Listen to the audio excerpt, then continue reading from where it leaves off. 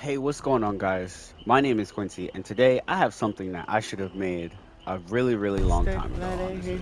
But since Knight's rework was announced, I decided to wait so that I can play Knight for myself a little bit to experience and see how you should properly use his power now that his buff and changes have come into play, to properly explain and teach you guys how to unlock and master your inner Knight.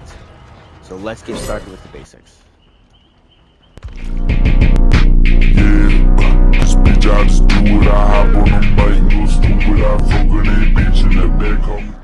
So on the surface, the Knight in Dead by Daylight standards is pretty average, with an ordinary 4.6, 115% movement speed, a 32 meter tear radius, and he comes in at about average to tall height, same height as Huntress, Trapper, Pyramid Head, around that category. You can see his sword over some loops too, but where Knight stands out from the rest of the killer cast is his ability to defend two places at once, or at least be in two places pushing survivors off their objectives. His power, Guardia Compagnia, gives him the ability to summon guards that will follow a path you draw using what I'd call the wisp. I don't really know what else you'd call it. The orb, the wisp, the green ball that he summons when he puts his sword in the ground. But there are three different guards that the Knight has in his arsenal that have all different attributes that depend on the situation.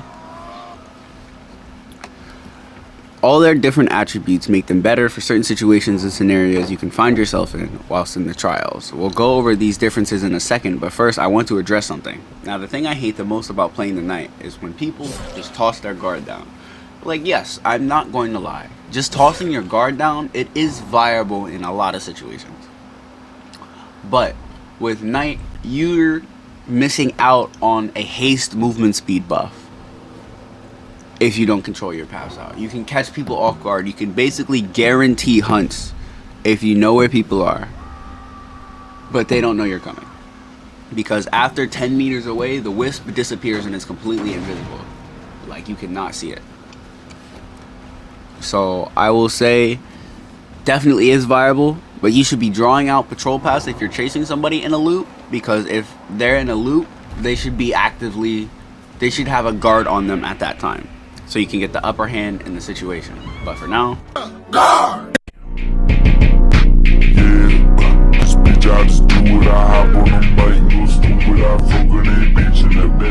Alright, so for starters, the Knight has three guards, and each of them are a little bit different and better than the others at other things. So we're going to dive into each of those guards and their specifics in a second, but first I'm going to start with most basic stats. Now, most guards move at a movement speed between 102.5% and 112.5%. Now, when I say most guards, I mean the jailer and the carnifex are the 0.25%.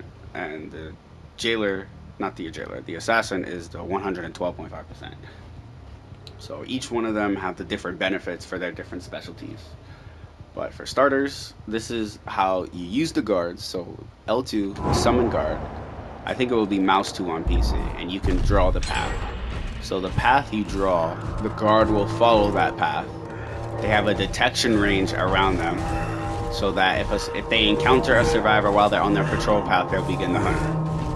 But we can show what a hunt with a guard looks like right now.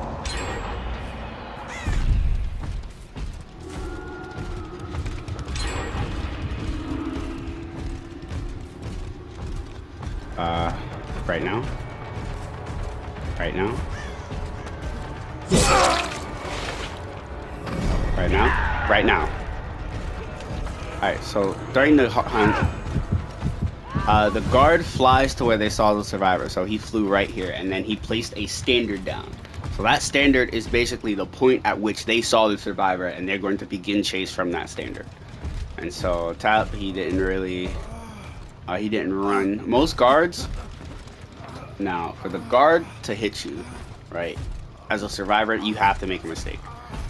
In order for a guard to hit you, you have to make a mistake. There is no other if, ands, buts, or way for you to get hit by a guard, unless you're out of position.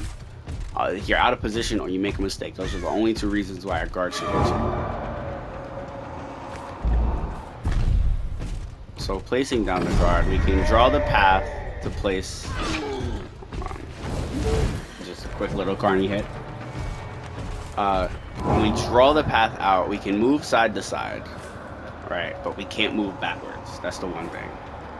So you can draw out your patrol path. You have a certain amount of path you can draw. After a while, it'll forcibly place your guy down. But once you draw that path out, they will follow it until the timer goes out. You can also smack them like that to forcibly get them to go away so you can get your next guard in rotation. And guards, they also have another feature. You can tell them if you go up to a gen, a pallet, or a wall, you can order them to either kick or break it. Some of them are faster than others at this. But he'll break the gen. He does a 5% regression base penalty to it. So how the killer does a 2.5% regression, the guards all do a 5% regression base kit. Now, when the guard is on patrol, the ring around them is an 8-meter detection ring. If a survivor enters that ring, they'll get hunted. Or if they're in line of sight. In line of sight, if the guard can see me, the hunt will start. Otherwise, if the guard cannot see the survivor, a loud noise notification needs to be triggered, because you can have, on some maps, guards will fly through the floor towards a gen that they blew up, or a window they vaulted, or a locker they vaulted into. You know, if there's a loud noise notification in their detection range, they're gonna go fly to it to check it out. But once the chase begins, the survivor either outruns the guard or picks up the standard. Now, the standard takes about half of their patrol time to spawn in, so you have to wait. For some, it's longer than others, and you have to wait for the standard to go up. Once you pick up the standard, you'll get endurance and haste for 8 seconds. Now, the guard that'll get the most hits, in my opinion, is Carnifex, and that's the next guard we're going to be looking at. So without further ado, the first guard we're going to talk about, the Carnifex.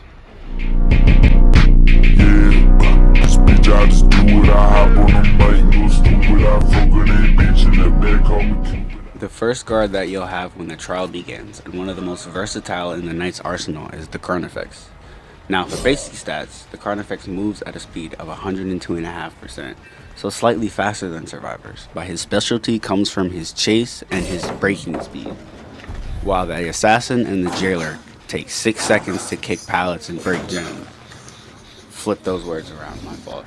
The Carnifex is on par with the killer's breaking speed at 2 seconds, which can be increased further with a brown add-on. But not only that, his standard takes twice as long to fill and to actually spawn in before the survivor can grab it than the jailer and the Carnifex do. And he also comes in with the longest hunt at 24 seconds. He's the guard that you want to set up a parliament with, which I'll explain what that means more in depth later. But for now, let's check out the next guard in our roster, the assassin.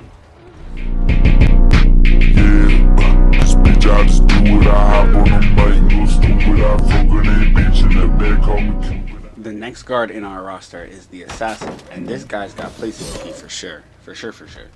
So, the assassin pretty much has the same base stats as guards, but the assassin makes up for it in the chase aspect, in the hunt. He's better in the hunt than both the other guards, other than Carnifex time-wise.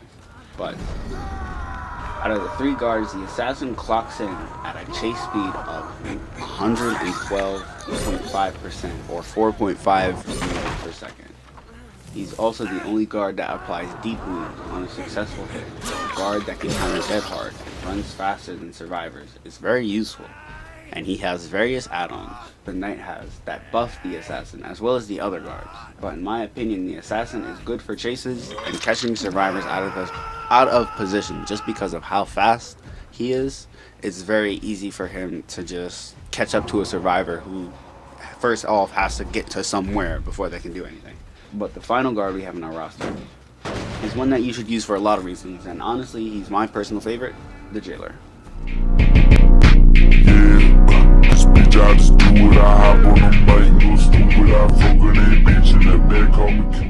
Alright, so the last guard we have on our list is the jailer.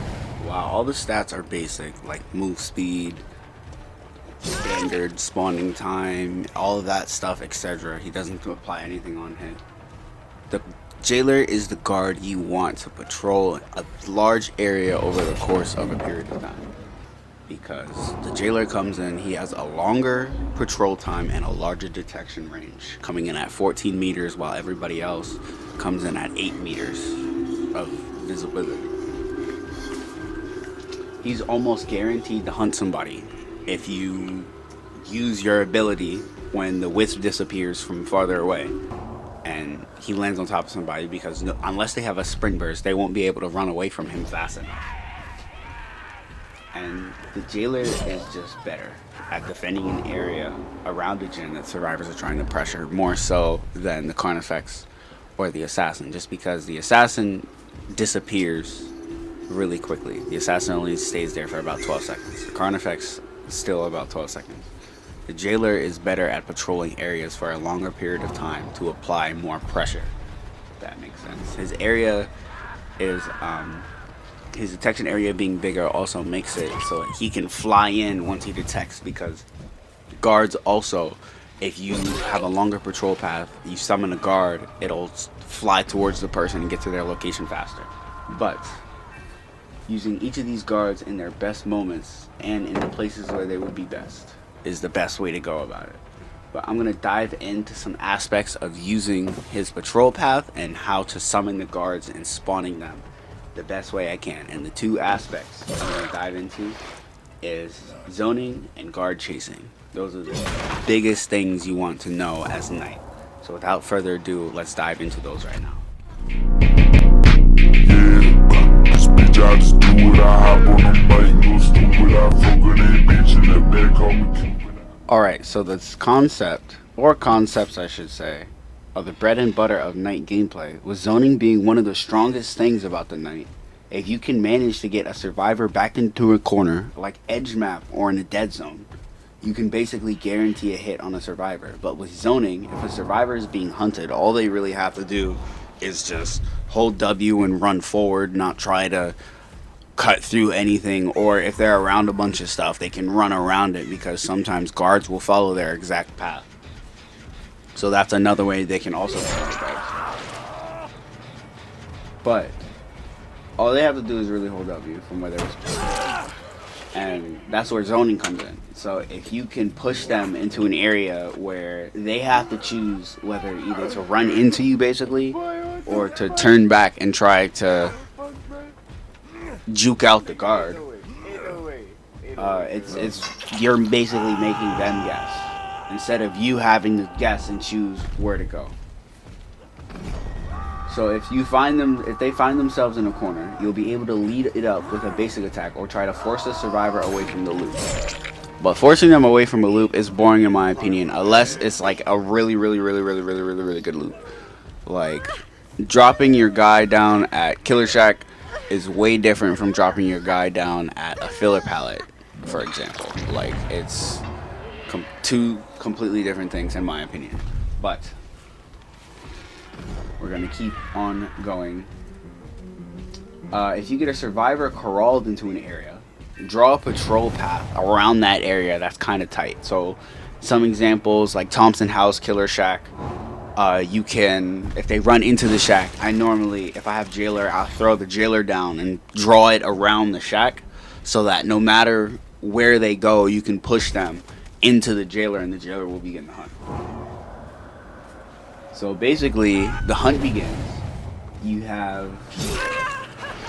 If you can get that patrol path tight enough around shack, you have a better chance that your guard will see the survivor, because your guard does need line of sight in order to begin the hunt. It's useful to block the survivor in and try to zone them out. But once the hunt started, all you have to do is chase them down. It's back and forth from like zoning to going in so you can attack to zoning again. But within the chase, it's all about positioning yourself. There's two ways to position yourself. It's either one, you try to catch the survivor in a position, or position yourself to catch them in that position, so that if they escape the hunt, you can lead it up with the hit. Or two, if it's early enough in the guard hunt, and you can push them back into the guard so that the guard could get the hit, which is another way to set up a parliament, which is basically a double hit into an insta down with Knight's power. Basically, for that, the guard has to get the hit, because if you get the hit, the hunt ends completely. So the guard has to get the hit first, and you have to time it. It's super duper specific. You just have to time it right, because once the guard gets the hit on the survivor will get their after hit speed boost. So you basically have to lead it up right then and there. But another thing that I want to say, I'm going to throw up a couple examples of me pushing survivors into guards just so you guys can get an idea of what that looks like right about here.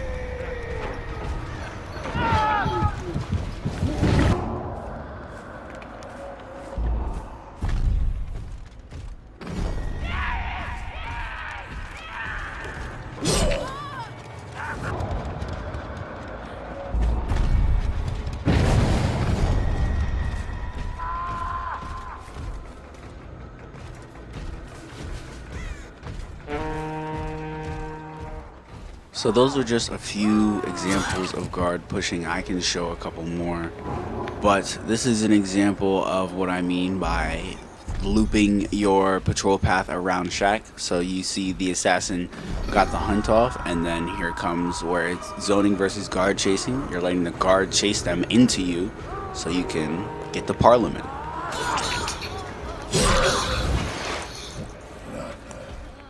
That's why it is very, very, very, very, very, very, very important, in my opinion, to use your power. Do not just throw guards down when a survivor runs to a pallet or to a window or whenever they run into somewhere.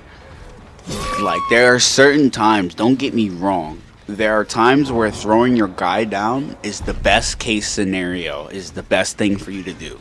I will admit that. But more often than not, you will be heavily rewarded drawing out your patrol paths, getting the haste that comes with drawing out longer patrol paths, sneaking up on people. Once you figure out the patrol path aspect of the power, and you can start flinging your guys all over the map, spawning on top of people's foreheads, you will 10,000% have a much easier time playing Knight. Just because you're not relying on the zoning potential of the guards themselves, you're intertwining that with your abilities and the skill you gain as you play this killer. So situational, this brings us back into chasing. How can I sum it up is that the guards chasing, position yourself so that you can follow up the guard hits and secure the down or secure the hit itself. It's sort of like dynamic chasing, where basically you're switching back and forth between primary and secondary, where the guard is the primary chaser and you're the primary chaser, and you're secondary, guard secondary. So it's either or. Whoever could follow up the hit first, push the survivor where they need to go to get the hit first, is whoever's primary and secondary. So you have to be able to read your guards as well, to understand that, and to be able, it's kind of like Nemesis zombies, how if you see them walking towards somebody, you know, you just watch where they path and then you follow them. Basically set yourself up so that they end where you begin, and then you can keep the chase going that way. Keep in mind also that for your guards to get a majority of their hits, I'd say about 80% of the time a guard is in hunt, you need to be present in the chase in some way, shape, or form, so that you can push them or the guard will be able to follow up the hit, because otherwise the survivor will need to make some kind of mistake, whether that be dropping from a height or falling from a distance. I'll show you in this clip right here.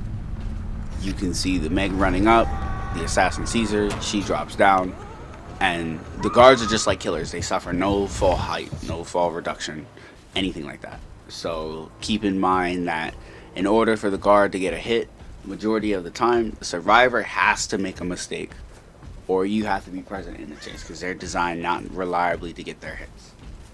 But with that all out of the way, we are going to break into our next part of our Knight guide, which is more covering his recent buffs, which is the Wisp and the Patrol Haste buff. So without further ado, let's break down those subjects right now. This bitch, I just do what I hop on them bike, go stupid, I fuck with that bitch in the back. Alright, and our second to last topic we're going to cover is Haste and the Wisp, which have some new features that have come out with Knight's most recent buffs. So the Wisp, or the Orb, or the green ethereal ball that the Knight summons whenever he puts his sword in the ground, whatever you would like to call it. I prefer to call it the Wisp. But the ethereal ball that the Knight controls, when he activates his power, the Wisp can move at 13 meters per second. So the Wisp is pretty fast, as you just saw right there. But it's even faster with the Call to Arms add-on, which in my opinion is one of his best add-ons. If you want to get good with your patrols, definitely use Call to Arms. Call to Arms will help you very, very much. It increases your speed up 25%, so you'll move at 350% movement speed, or 13.25, which is basically like a spirit phase if you think about it. There's more to it than just landing right on top of somebody. If you pilot the Wisp farther than 10 meters from your position, the Wisp will start to fade away and become invisible to survivors after 10 meters. So you're basically guaranteed for a guard to hunt a survivor if you can land on their foreheads from a distance. But there's another benefit to drawing out your paths, and that's a slight haste boost that the Knight gets when the patrol path is longer than 10 meters. The haste itself is a 5% haste boost, but it lasts between 2 and 10 seconds depending on how long you use your power, with 2 seconds being the 10 meter bare minimum and 10 seconds being 32 meters. The haste itself is useful for catching another survivor off guard, or to close in on the survivor that you're currently hunting. It comes in handy in some moments, but most importantly, it saves you time. Having haste makes you faster, which means you get around faster, which makes covering distances a little bit faster. So at the end, in the moment, it might not feel like you're getting much value out of having that haste, but in the long run, in the macro sense of the gameplay, you will have more time saved up, more time that you can freely use towards different things, and it's just extra time that you have over the course of the game. So use the patrol routes as much as you can so that you can give yourself haste as much as possible, because it's important, because haste is good. Haste is a good effect, and it stacks with other effects. Knight is the best killer that you can play with your food, which is another example of what we're about to get into. So coming towards the end of our Knight guide, I want to break down some tips, tricks, strategies, perks, and builds, different things, his add-ons, it's different stuff that you can use in order to maximize and use him as versatilely and as efficiently as possible. So without further ado, let's break down the perks and builds.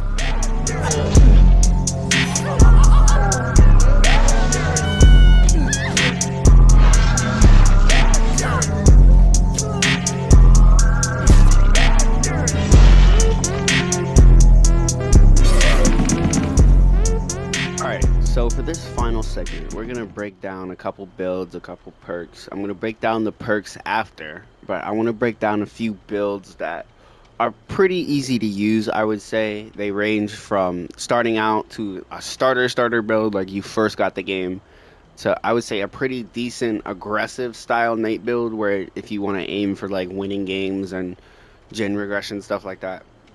So I'm going to break down this build. So this build... this isn't the first build that I used, but it's similar to it. I used Eruption instead when Eruption was really good. But they changed it. So now I would say Overcharge is your next best bet, because that difficult skill check is going to make it a lot harder to keep that gen going and to keep the pressure on it. It'll enable you to control an area, because that is one thing Knight is really good at, is controlling an area. We also have Nowhere to Hide to capitalize on that. So if you're going to be kicking gens, controlling them, you know, seeing who is around that gen, so you can either catch them off guard with a guard, or just, you know, have info of where people are, because Nowhere to Hide is info. It's either people are there or not. So Nowhere to Hide is really good. It synergizes with the Knight's power very well. Hubris is also another one of the Knight's perks. So you have two of his own perks in this build, so it'll be pretty easy to get it. It just makes him a little bit more lethal. You know, if you play a pallet, you can force people to leave pallets pretty easily.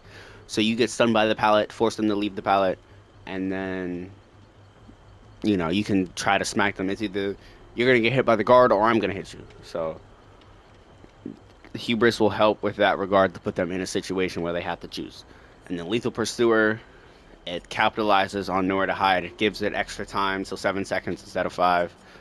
And then you see where everybody is at the start of the game. So you can basically set up, know where everybody is. All right, I can control these set of generators for now. So all in all, this build all around is pretty good. It enables you to control an area and just keep tabs on where survivors are around gens that they're primarily working on. For the add-ons, you know, the jailer has the biggest detection range out of any of them. So with the jailer and map of the realm, you're basically guaranteed to see somebody. You know, you can send out the jailer to control an area of gens very well. You can either do map of the realm or increase time for guards by 6 seconds so that the jailer patrols for 30 seconds every time. So that would really benefit you with regards to controlling an area, controlling gens, watching a certain area, defending a totem, different things like that. The starter build I'm going to show you is Sloppy Butcher, Nowhere to Hide, Brutal Strength, and Bitter Murmur. I feel like this is a pretty good build. You do have to level up Trapper and get his perks unlocked on all of your people, but I feel like if you're just starting out in this game, Nowhere to Hide, Brutal Strength will really synergize with Nowhere to Hide and try to help you somewhat control gens, because you might not have very good beginning gen regression perks. Bitter Murmur you could use for info for people around gens, or you could also use Jolt. Jolt is, I keep forgetting that Jolt is a generic perk now, but you can use Jolt, send people out. Your guards don't proc Jolt, but if you get downs, you know, you can passively regress gens. You can also kick them just so you have info, and Sloppy Butcher slowing down healing, which will really help you and benefit you.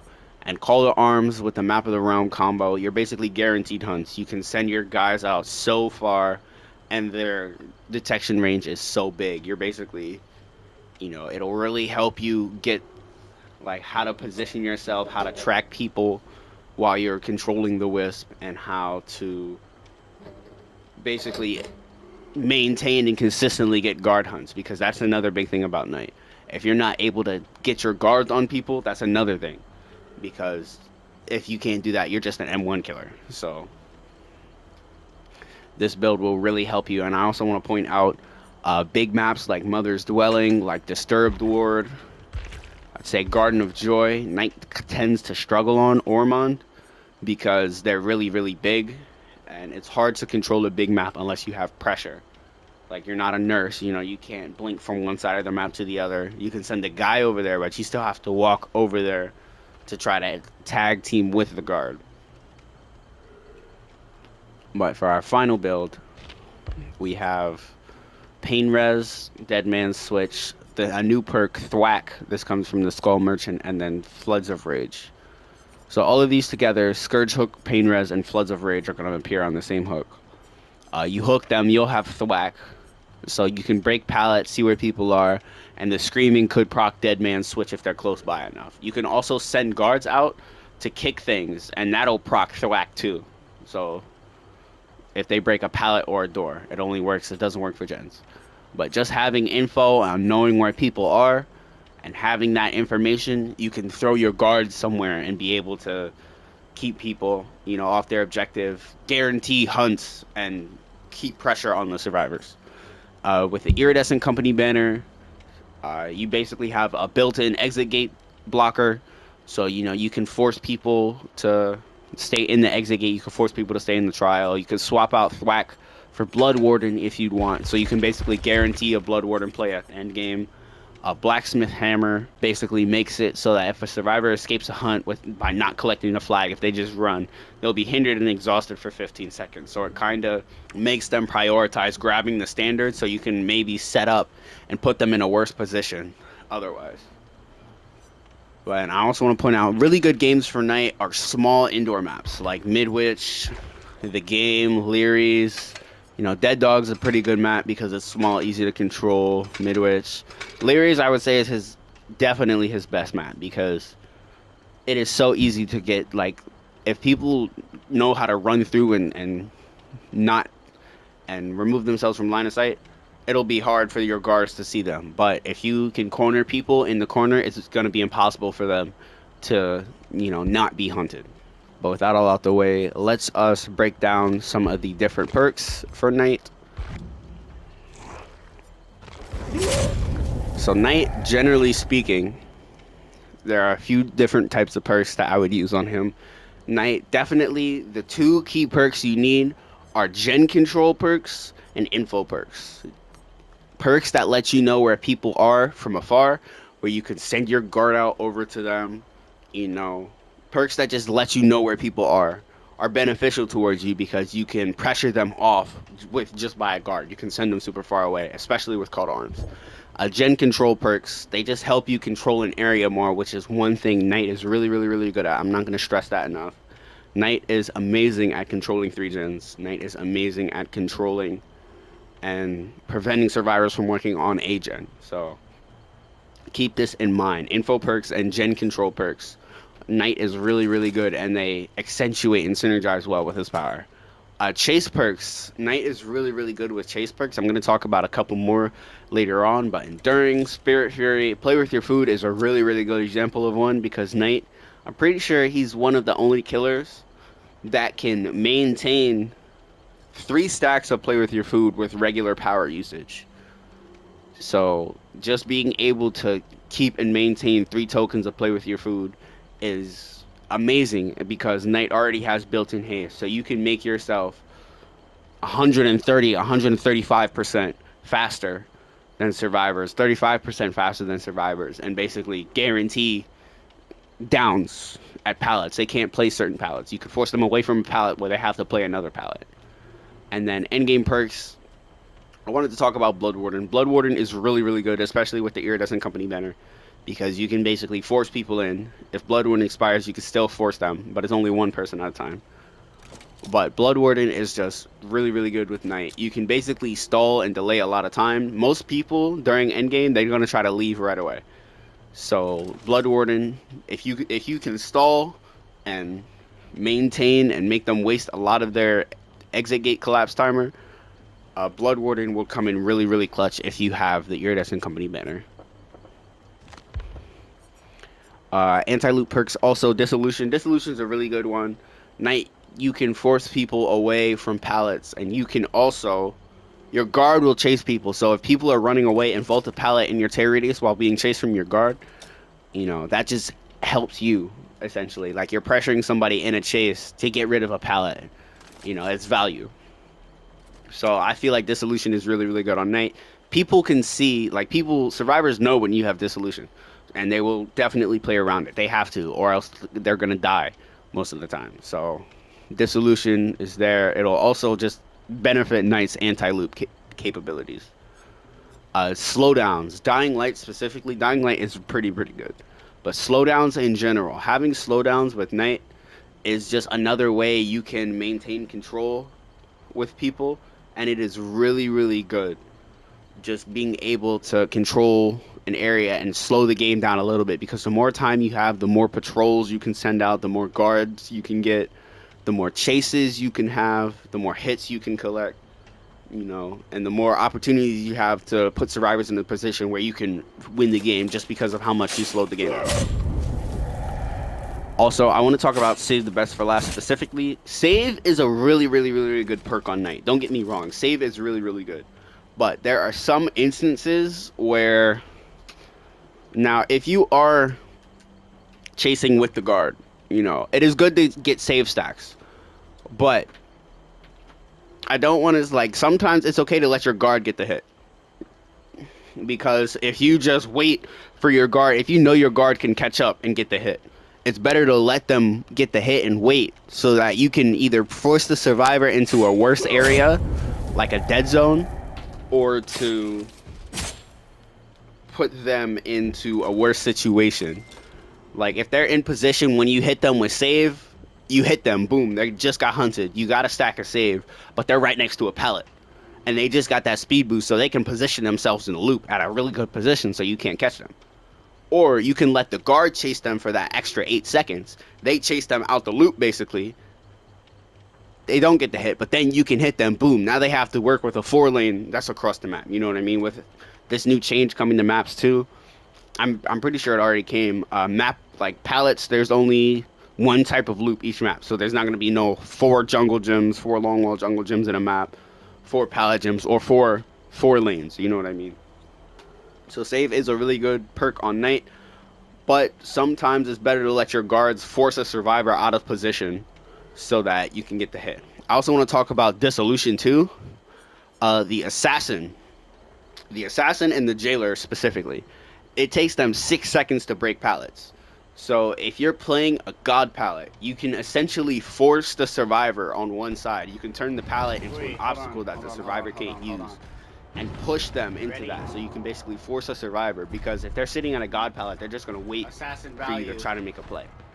If you position yourself, get somebody to break it, whether it be the assassin or the jailer. If it's the carnifex, it's going to break right away.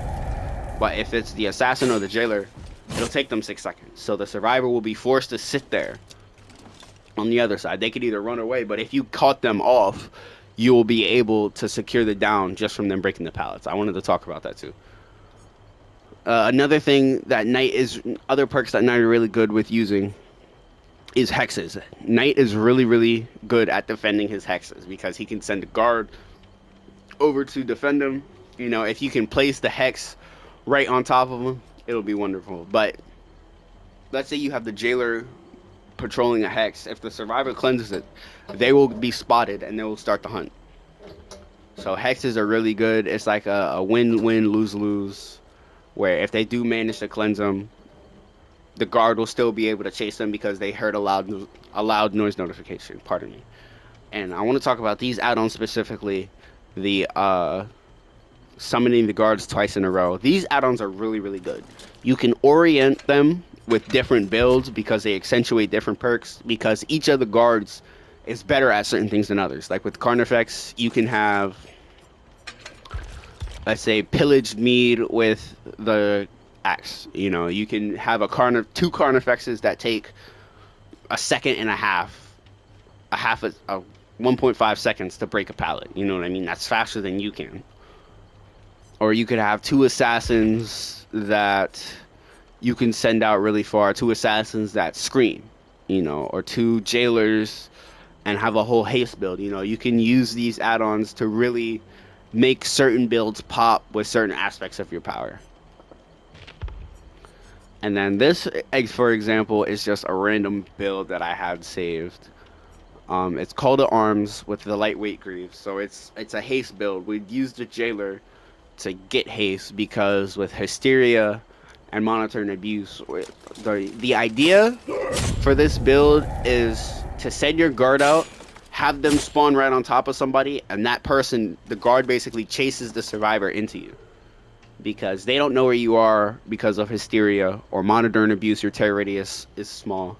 If they're trying to heal, we'll see them with nurses. We can throw them on top of them.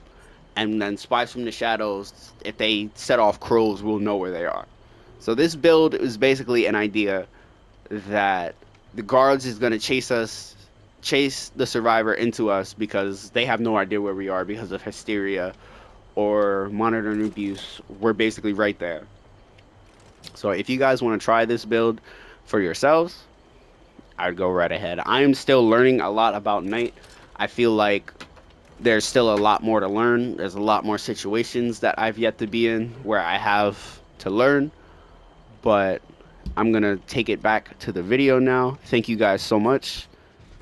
And yeah, that is pretty much the end of our guide. Thank you guys so much for watching. I really appreciate you. I really enjoyed making this video. This video took a really long time to make. It was more so just because I work busy, you know, I need to make the time for this type of stuff. So thank you guys so much for watching. If you made it this far, leave a like. Also comment down below what your favorite part of the video was, what you thought, what is your overall thoughts, feelings, opinions, because that matters to me. How you felt about the video, I would like to know. So comment down below what you guys thought, because Knight, I really enjoy Knight, and I feel like Knight is a very misunderstood killer. People don't know how to play. He's kind of like Bubba. People think he's just a face camping machine, or that he's a super duper boring 3-gen killer, but I see so much more than him, and I feel as though if people actually took the time to unlock Knight's full potential, it would be, you'd have so much more fun, because that's what's fun for me. It's fun to go against scarily good killers, and that's what I want more of in Dead by Daylight. But thank you guys so much for watching. It's time to wrap up the video. My name has been Quincy. Have a wonderful day, night, evening, morning, afternoon, wherever you are from on this beautiful planet we all call home. And I will see you guys next time. Peace out.